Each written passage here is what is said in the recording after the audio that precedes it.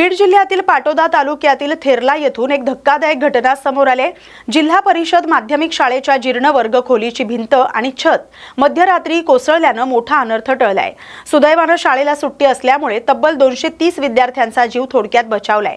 पाटोदा तालुक्यातील थेरला येथील 1965 साली बांधण्यात आलेल्या जिल्हा परिषद माध्यमिक शाळेची जीर्ण झालेली वर्ग खोली मध्यरात्री अचानक कोसळली। भिंत आणि छत जमीनदोस्त झाल्याने परिसरात एकच खळबळ उडाली।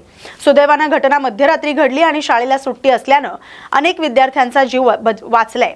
शाळेची इमारत धोकादायक झाल्याबाबत मुख्याध्यापक आणि शाळा व्यवस्थापन समितीने शिक्षण विभागाकडे वारंवार पाठपुरावा केला होता, मात्र प्रशासनाने याकडे दुर्लक्ष केल्याचा आरोप करण्यात येतोय। दरम्यान सामाजिक कार्यकर्ते डॉक्टर गणेश ढवळे यांनी शाळेचे तातडीने स्ट्रक्चरल ऑडिट करून नवीन वर्ग खोल्यांसाठी निधी मंजूर करण्याची मागणी पालकमंत्री सुनेत्रा पवार यांच्याकडे केली आहे। बीड जिल्ह्यातील अनेक जिल्हा परिषद शाळांची अवस्था धोकादायक आहे।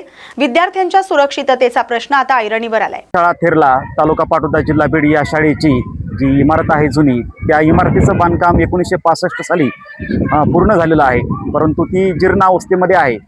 गुरुवारी सायंकाळी जेव्हा विद्यार्थी घरी गेलेले होते तेव्हा मध्यरात्री त्या शाळेच्या एका खोलीची भिंत आणि त्याचा स्लॅब सुद्धा कोसळलेला आहे।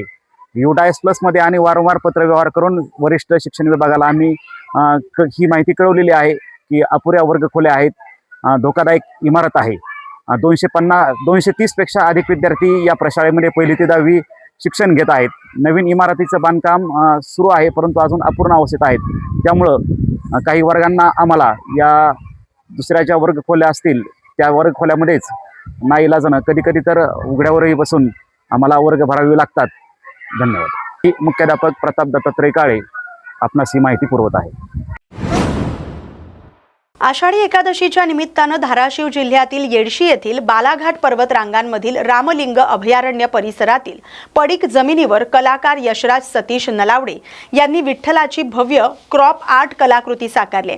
सुमारे 1 एकर क्षेत्रावर उगवलेल्या गवतावर कुदळ आणि खोऱ्याच्या सहाय्याने कोरीव स्वरूपात विठ्ठलाची ही आकर्षक प्रतिमा साकारण्यात आली। ही कलाकृती साकारण्यासाठी तब्बल 24 तासांचा कालावधी लागला।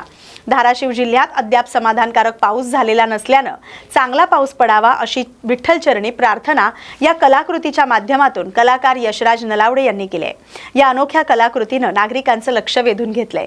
आषाढी एकादशीच्या निमित्ताने ती विशेष आकर्षण ठरली आहे।